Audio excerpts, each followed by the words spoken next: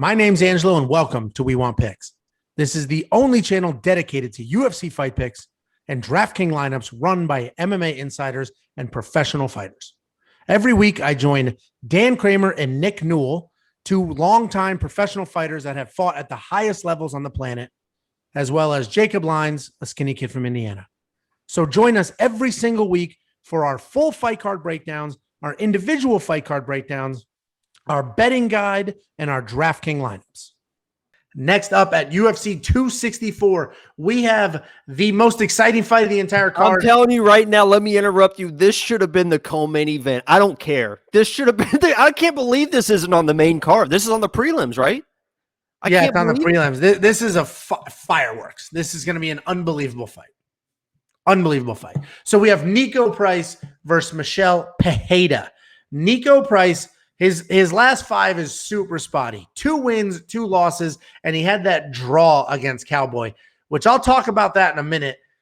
That draw is actually super disappointing because we've seen Cowboy since then, and he's dropped off significantly. And he was ecstatic that was the weirdest reaction. It was a draw, and he was like, woo! And the Cowboy was looking at him like, what the hell are you so excited about?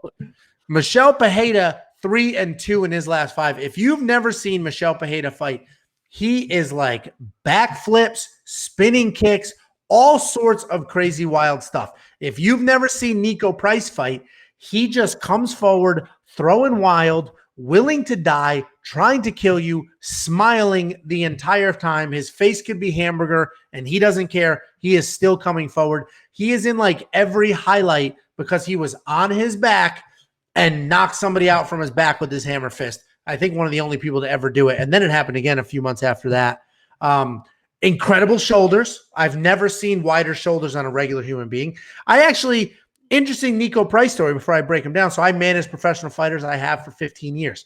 For about 2 years, I lived in Cape Coral, Florida. That's where Niko Price is from.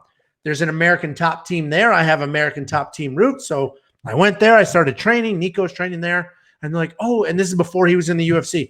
Oh, you manage fighters. Can you help us get Niko a fight? I said, sure. I call up Bellator. I get him a Bellator offer.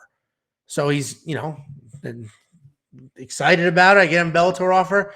And then like a week later, I'm like, guys, I need an answer. Like, what's going on here? And he was like, oh, I hurt my shoulder. I'm not going to be able to fight. Didn't take that fight and then ended up in the UFC. So it all worked itself out. Otherwise, he'd be in a multiple fight Bellator contract. I'm not bitter. It's just funny how those things go. Sound a little bitter.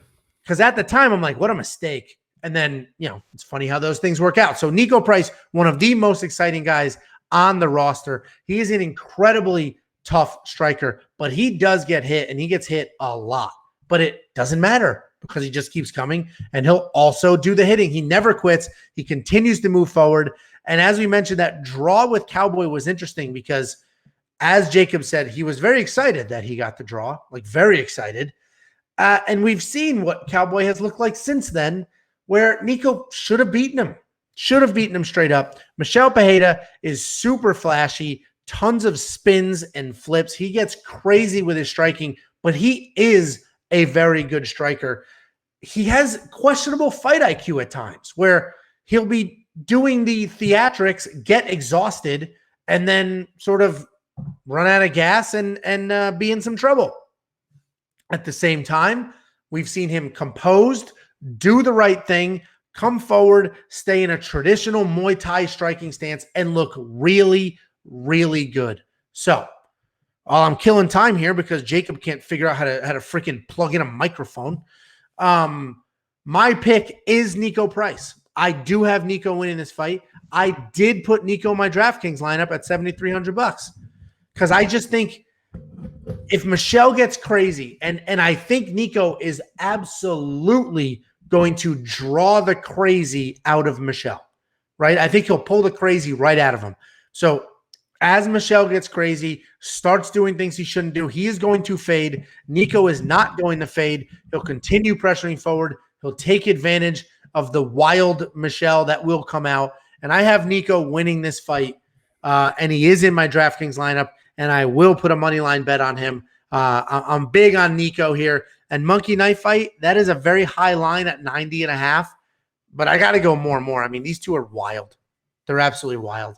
So that's my breakdown. Did you figure out how to use your microphone, Jacob? Is it working? What a disaster. Yeah, it's working. What's All your right. breakdown? I don't know. I told you it falls out, and I think it's like all bent, so it's like it's hard to get back in. You know what I Jesus. mean? He moved apartments. You can't find the time to put anything on your walls. Your dog looks like he died on a bed with no sheets in the background. You can't get your microphone to work. You got boxes She everywhere. uses she, her pronouns. Thank you. What a mess, man. Just do your Yeah, breakdown. the only thing I have listed for my notes on this is cardio, and that's why I think Niko Price is going to win. I had him in my lineup originally, and then Ryan Hall was $7,100, so it didn't make sense to have a $7,100 fighter and a $7,300 fighter. The only thing that worries me is Michel is very, very good jiu-jitsu practitioner. That's the only thing that scares me. This fight finds a way to the ground, and he's very, very fast with that stuff too. I can't remember the fight, but he got somebody to the ground and almost choked him out. And I think the round ended, but it happened so fast. I think people forget because he uses all these wild theatrics that if you get on the ground, Michel Pereira, you're probably going to get choked out. So that's the only thing that would worry me about this. But yeah, I think this should go on unless somebody finds a wild knockout. The longer this fight goes, it should be trending upwards towards Niko. So he just kind of weather that storm.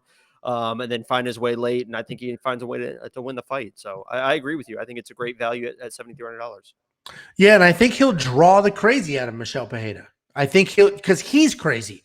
So I think Michel won't be able to not do the spinning and the flips, and we've seen him get exhausted. Well, yeah, it's not like Michel is a fighter that does wild stuff that's like trying to contain it. He's trying to that's just what he does. So it's not like he's like not going to do that stuff. He's just going to come out but I agree. But in his last fight, he was much more composed, had a more traditional Muay Thai stance. So, I mean, if Michel Pereira gets rid of all that and comes out here focused, composed, Michel Pereira is the better fighter. Michel Pereira honestly is probably like a top 5 guy in the division if he fought like normal because he is a very fluid striker and we mentioned his ground game is fantastic. Yeah, he's definitely the better fighter, but I think Niko's just willingness to die out there and his crazy is actual crazy. He'll pull out the theatrics and I think he'll get it done. And you brought up the cardio, which is a great point. I think moneyline bet on Niko Price might be the pick. Plus 142. I would like a little more than that, so it might move. I'm not sure. And the Monkey Knife Fight line, I mentioned more and more. So play mkf.com/WeWantPicks. You want to place a bet, WeWantPicks.com/bets. And if you like the shirt, the hat, the cup, WeWantPicks.com. There's a button there that says shop. Everything you need right there.